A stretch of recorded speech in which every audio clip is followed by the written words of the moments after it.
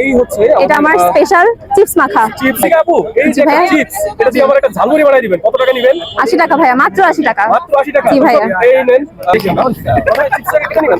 জি ভাইয়া। তারপরে ভেঙে নিব চিপসের ঝালমুড়ি নাকি চিপসের ভর্তা? চিপসের ঝুড়া, ঝুড়া, আচ্ছা। ঝুড়া চিপস। তারপরে আমার নিজের হাতে বানানো চিকেন কিমা, এটা স্পেশাল চিকেন।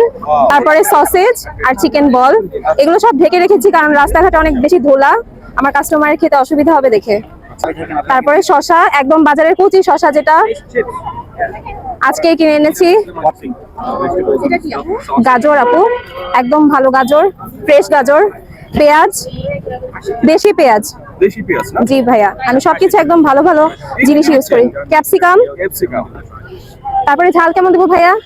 তারপরে মিক্স করে, মিক্স করতেছেন? জি ভাইয়া, এই যে মেয়োনিজ যাচ্ছে, এটা আমার হাতের বানানো মেয়োনিজ। হোমমেড মেয়োনিজ না? জি ভাইয়া। ওয়াও, আর এটা হচ্ছে টমেটো সস। Tomato sauce. জি ভাইয়া। তারপরে এই যে চামচ দিয়ে মিক্স করতে হবে। এই হচ্ছে এটা আমার স্পেশাল চিপস মাখা। চিপস